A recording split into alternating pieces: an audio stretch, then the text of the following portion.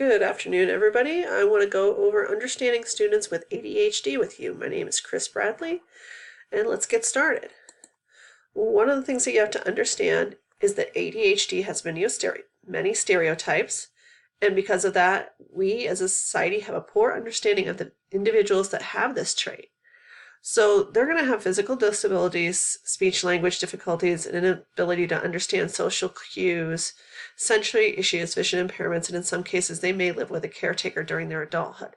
These are the things that people have seen, which has made their view of what a person with ADHD is because of what they have, therefore limiting what they believe they can do.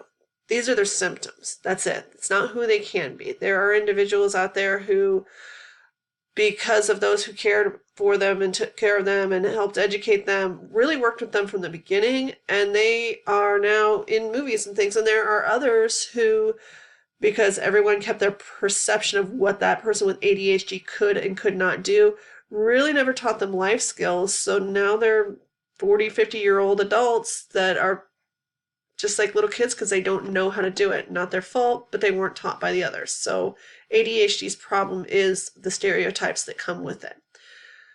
And there are services for the individuals who have ADHD. Some of the services that they have for the children is interventions in the classroom, working with the families to really help these children get to where they need to be educationally.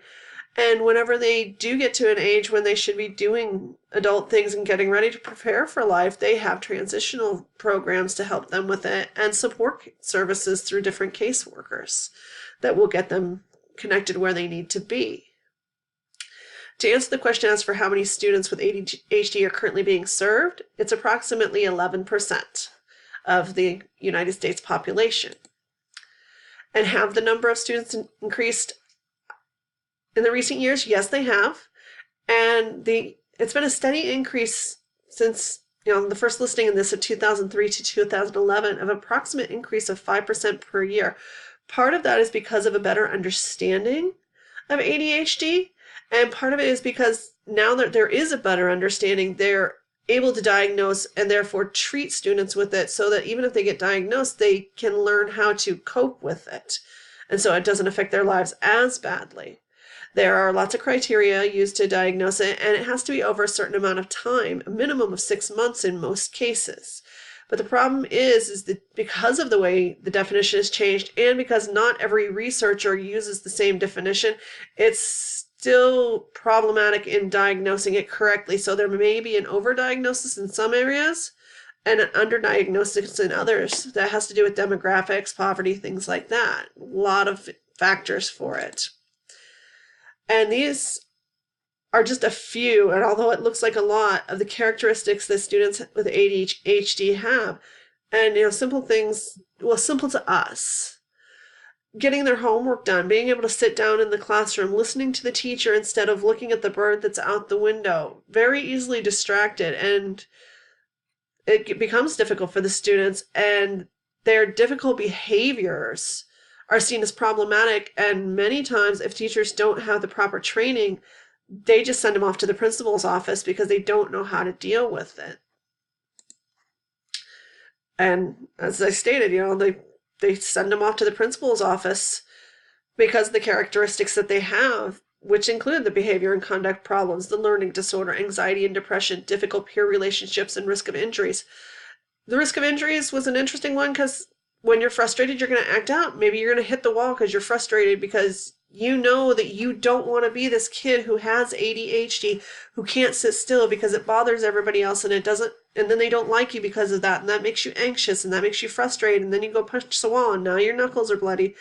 And now you're going to have difficult peer relationships because your peers think, oh, whoa, they're just crazy. And so it all just kind of connects all together with these 5 that you're seeing on the screen right now, all coming back to the original diagnosis.